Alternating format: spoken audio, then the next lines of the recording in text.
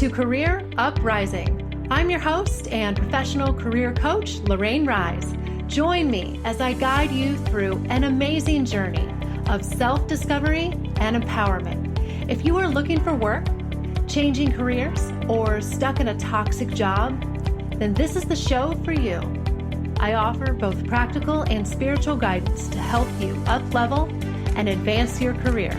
Let's start the uprising.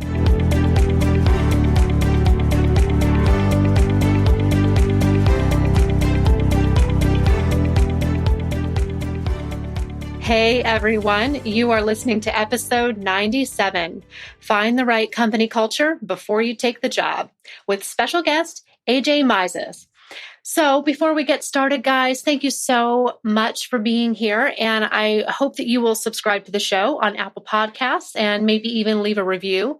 I greatly appreciate it. I saw a new one, a fresh one, just a couple of weeks ago from, I don't even know who it was. And that just made my heart so happy. I love to read those. So thank you so much to everyone who has done a review or shared the show with somebody else. It really helps it to grow, and I greatly appreciate it. So I have to say, oh my Lord, I have been busy.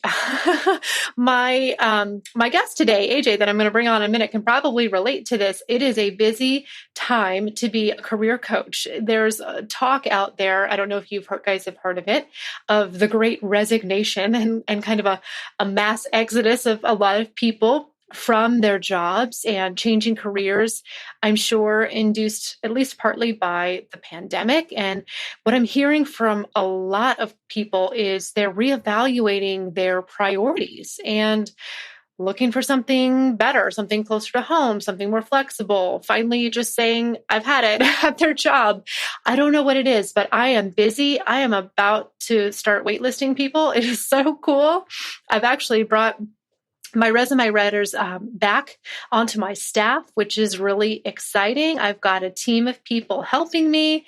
There's just so many people out there signing up for help, and it really just makes my heart happy. So thank you to all of my clients and my podcast listeners. Life has been intense, both personally and professionally in 2021, but all my problems, I always say, are first world problems. I'm very blessed. So I'm not complaining. I'm quite happy, actually, to have a full schedule. But man, it has just been really, really busy. So I have a special guest again today. As I have told you guys, I have a whole string of people to bring on this show. I had Jen Ngozi last time, and I've got one or two more after AJ today. So I'm just really excited to have all these fresh perspectives. And then I do plan to get back to solo episodes, which I love doing also, very soon, probably in July. I'll probably get back to just me, myself, and I. But right now, I want to talk, I want to introduce to you my guest, AJ Mizes. AJ is a career and leadership coach and former HR leader at Facebook. Nonetheless, right? So he has supported a global team of 3,000 people, and he did that at Facebook for almost 4 years. And he's now the owner of the Human Reach, offering executive coaching and consulting and a lot more. But I'm going to let AJ tell his story in just a moment.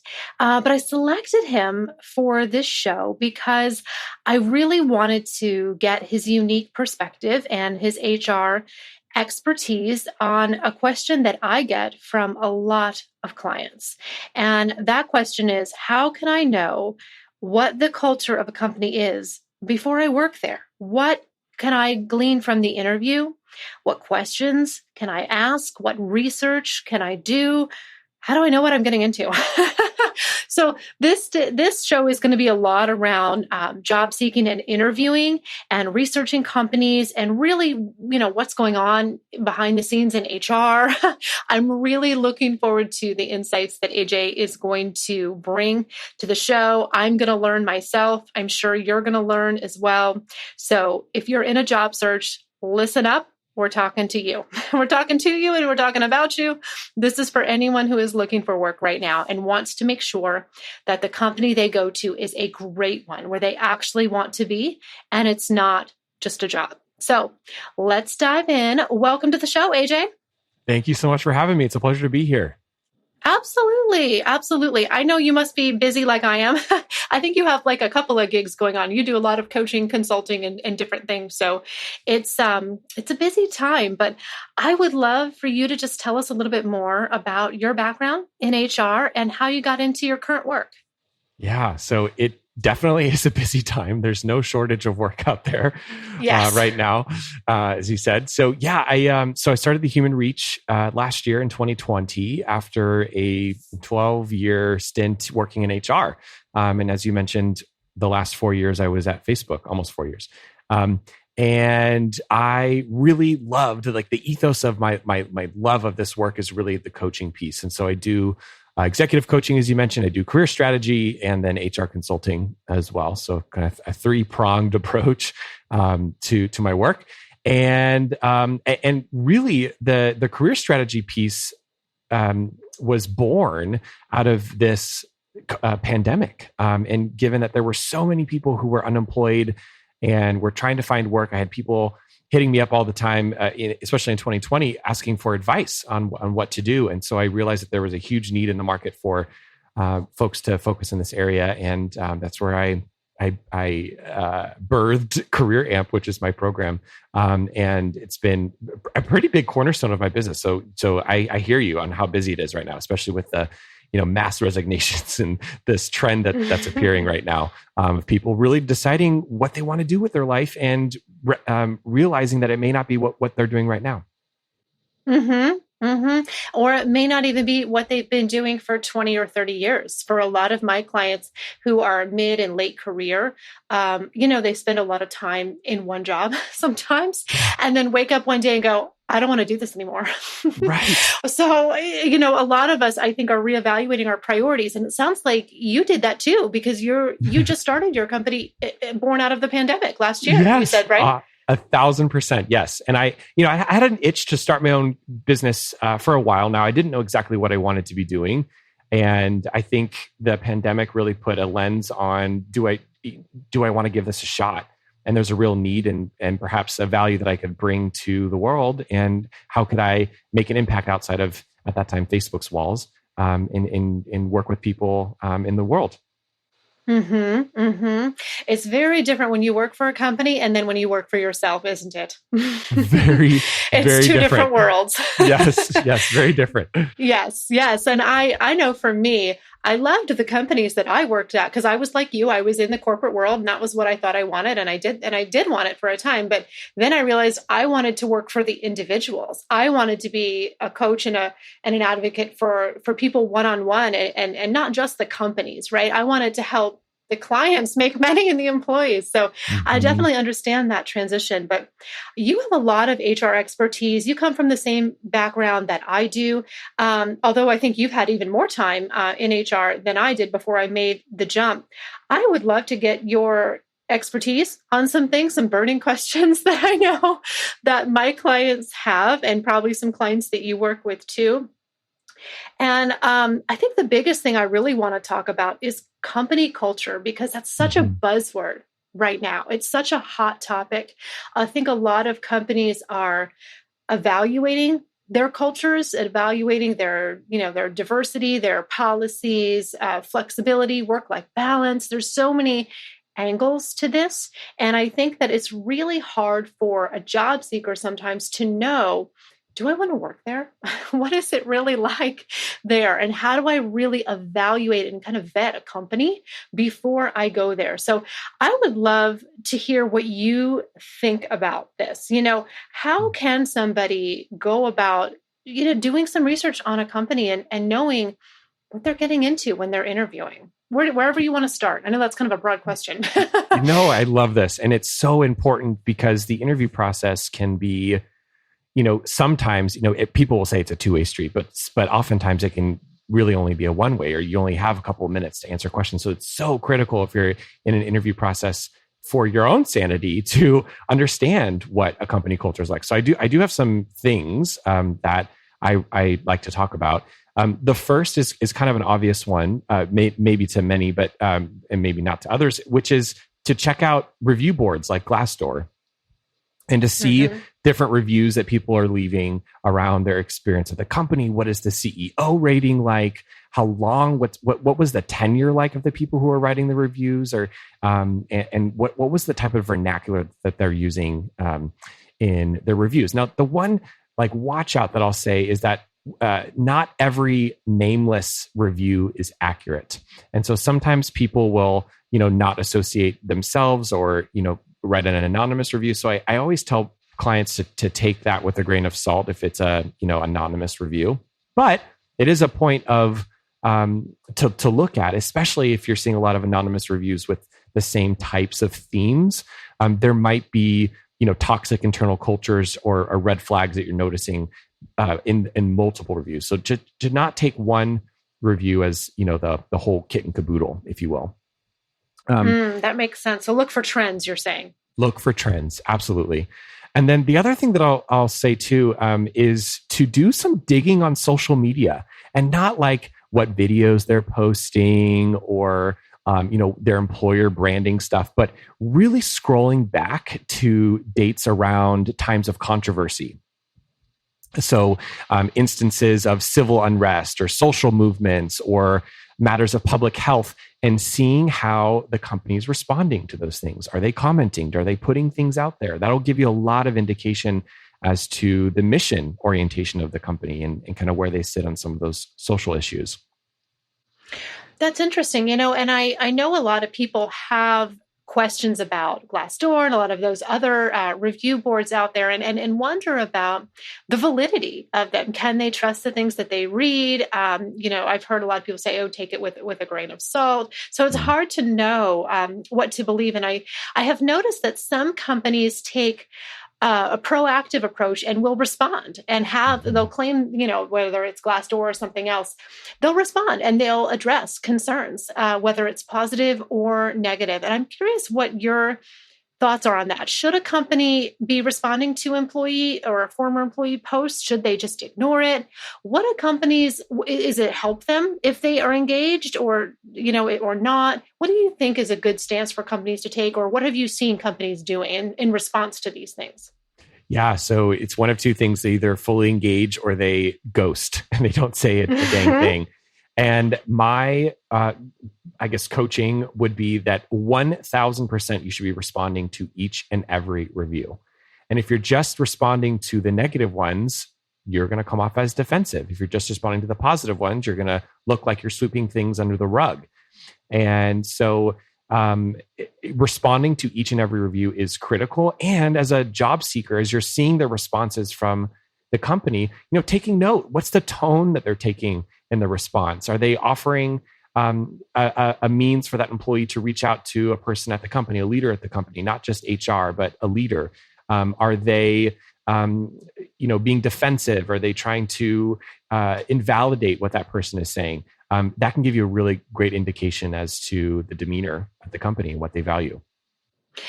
I agree. So what I hear you saying is that it's often a good sign if you see a company being proactive, getting engaged, responding, and caring what people put on there and taking the time to acknowledge it and to hear it as well. So I agree. I've always think that is a good sign. So that's a great tip. That's something that people can look out for, is companies that are willing to take the time to respond to all of the feedback.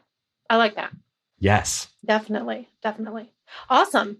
Anything else? What else can people do to do online research out there? Are there any other good resources or tips you have for, doing online research on a company or within social media? I think you said as well. What else can people do?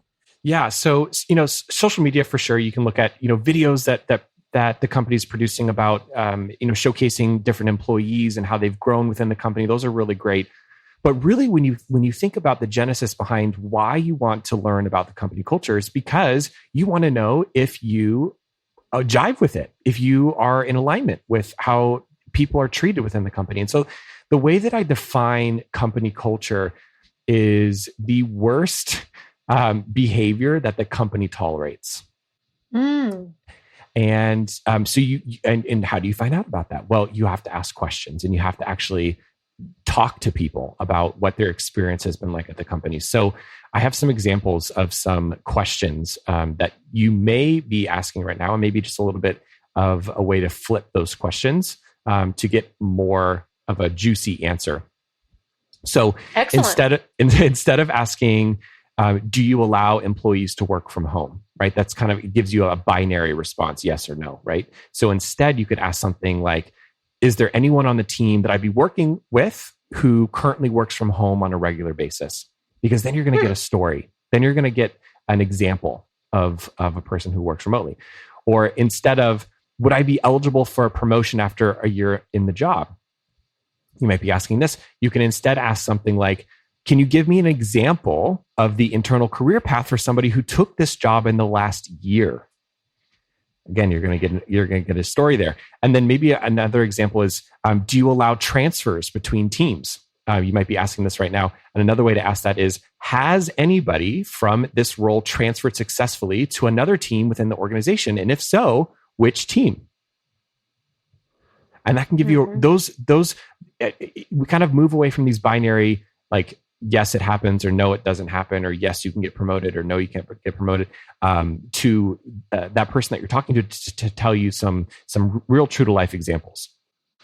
I love that. And what I'm noticing in you saying that is that, when the table is turned and they're asking you questions, how often do they ever ask those binary questions of a job seeker, right? They really don't. They ask things like, give me an example. Tell me about a time when. If you think about it, those are the questions that they ask the candidates. So what I hear you saying is you should ask the same style of questions to them.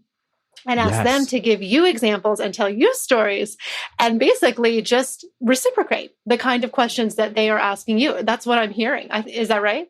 Yeah, absolutely. And that way you're going to get them to actually tell you a story and not a talking point of what their culture is like, right? No, because oftentimes I have, people would tell me like, oh yeah, I've been asking them like, what's your culture like?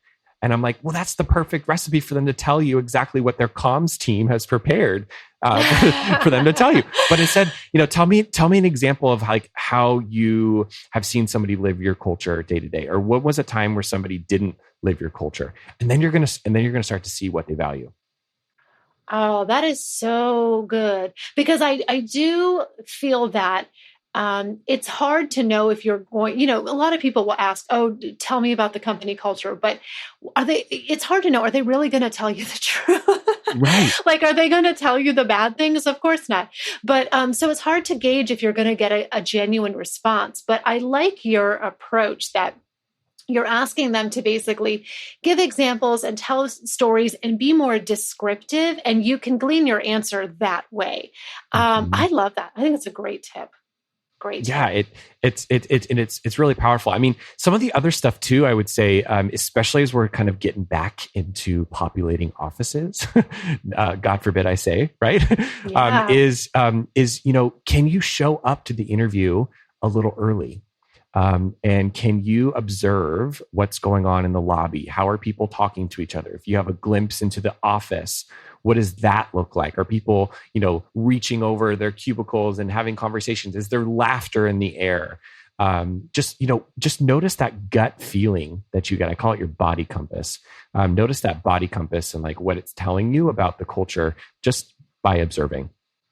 That's a great point, because I always used to do that when I interviewed for jobs years ago in person. I was very aware of my experience, the people I interacted with, how I was welcomed. And we missed that over the past year doing virtual interviews. It's so different. I think you lose a lot of that. You still get a first impression from them, but it's just not the same as in person. So I feel like interviewing has got to have been more difficult for people probably over this past year. So yeah, I hope we get some of that in-person experience back. It looks like we are. Me too. Because I think you're right. You make a great point. That's a lot of what you're evaluating is the environment, the office space, and what your physical experience is when you're there. I think that's so critical. It's a good point. Yeah, for sure. Definitely. Well, so you must have a lot of hiring experience too. And I'm sure that you have done many interviews and talked with many candidates. I would love to know, what are some of the maybe top mistakes that people make in interviewing or things that missed opportunities? I'm just curious, with all of your experience, what do you see that candidates maybe could be doing better in interviews, or some mistakes that people should avoid? Anything that you like that you can think of? Yeah, I think the biggest one is when candidates are verbose and they just they're missing the piece of why the interviewer is asking the question. And really, any question that any interviewer asks you is because they want to know, can you deal with challenges, and what were the results if you dealt with that challenge? Honestly, that's if you really distill it down to brass tacks.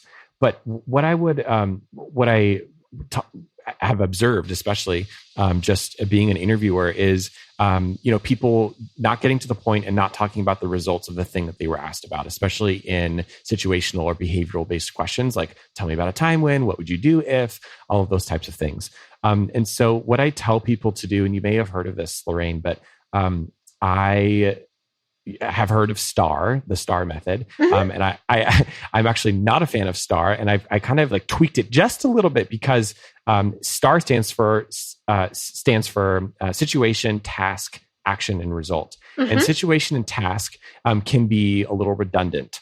And so yes, thank you. Oh my goodness. Somebody else who agrees with me. Yes. I'm not kidding you, AJ. I use CAR, challenge, action, result. I never use STAR because I'm like, the situation and the task are the same thing. Like, right. I just feel like thank you so much for saying that. Totally. So maybe it's very similar to CAR. I say SOAR. So situation, obstacle, action, result. Oh, okay. Got it. And the way and why that's important is because you're able to, like, if you think about every major story or movie that you've ever seen, right? There's like that's the storyline. There's a situation, there's an obstacle that character is going through, there's an action that they took, and then something happens, right?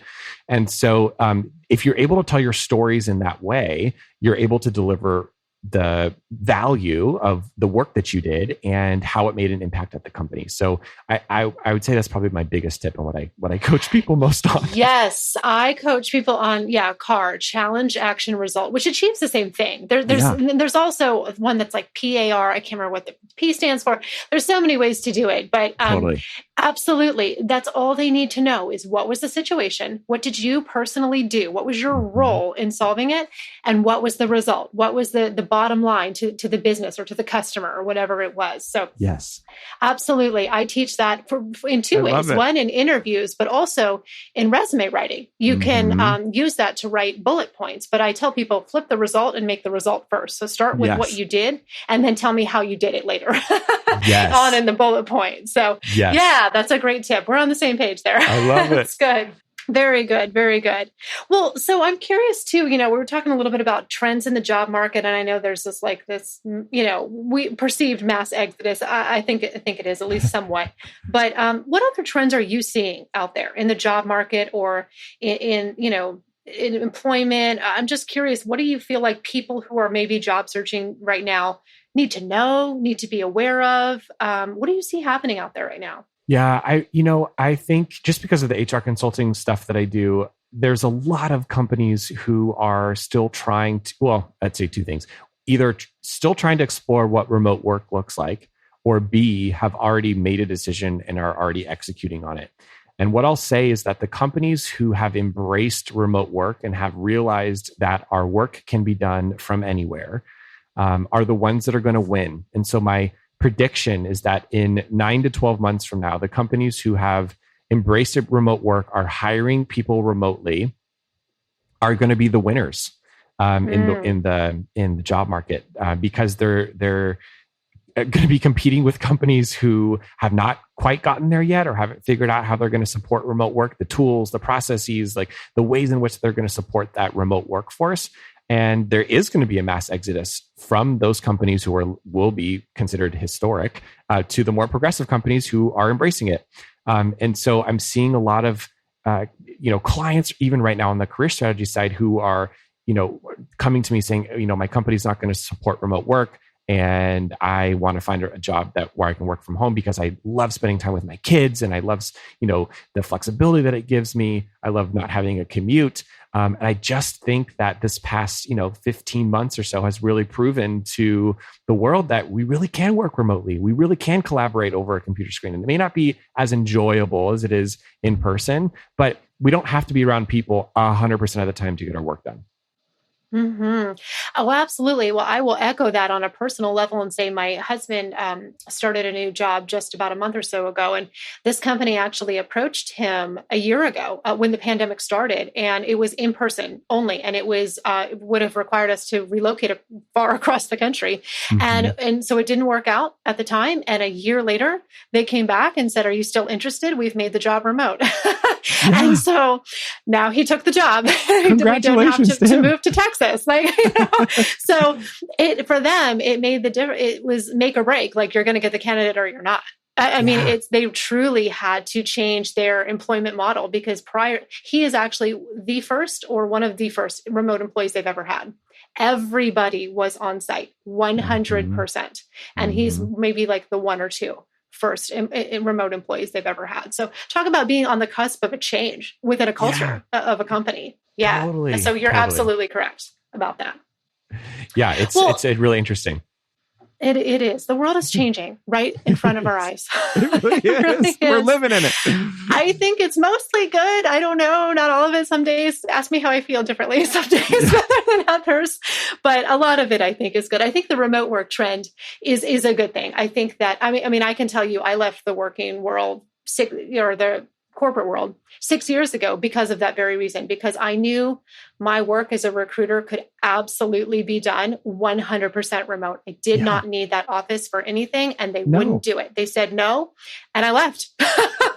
And I left, and I did my business full time since then. And that was about 6 years ago. And I've been remote ever since, working for myself. And I couldn't accept it. I said, I don't need to lose this time with my family. So I'm not going to do it anymore. So I was working remote before it was cool. Yeah, that's right. That's right. Right? Now it's like the cool thing to do. But anyways, this has been an awesome conversation, AJ. And I want people to know a little bit more about your work. Feel free to tell us right now a little bit more about the Human Reach and where people can go to learn more about you. Well, thank you. Yeah. So you can find out more about me on the website, which is thehumanreach.com. And on there, you can find out all about the executive coaching and career AMP program that I have. And then, of course, on all social channels, I'm just AJ Mizes. I love that name, the Human Reach. How did you come up with that? Oh, thank you. So it's kind of a play on HR. And I was struggling. I see that now. Yeah. Okay. so I was struggling to come up with a name, and I had actually someone tell me, what about the Human Reach? I'll play on HR. And I was like, oh my God, I love that. That is so cool. The whole concept is about reaching your potential. So there we go. I love it. Yes. I did a similar thing with mine, Uprising, like a play on my last name, Rise. I was like, oh, that's so perfect. I love it. So no, I totally understand. Well, I hope that listeners will go to your website and learn a little bit more about you and even consider working with you. You are a fantastic coach and interview guest. And I just really appreciate you taking time to share your insights today. I think this has been a wonderful episode. So thank you so much for being here, AJ. Thank you for having me. It's been a pleasure. Yes. All right. Thank you guys to my listeners. I will be back in about 2 weeks with another guest and another episode of Career Uprising. And you can learn more about me at careeruprising.com. Take care, guys.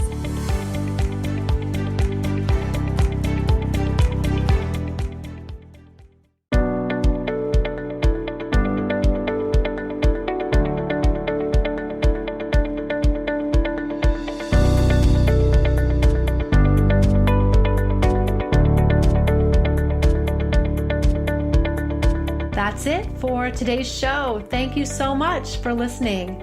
If you like what you heard today, please consider giving the show a positive review on iTunes. It would mean a lot to me, and it would help to spread the word so that others can learn about the show. Thanks again for tuning in, and I can't wait to connect with you again next time on Career Uprising. This show is brought to you by InflowRadio.com, the best curated talk radio network for personal development, wellness, spirituality, and conscious business.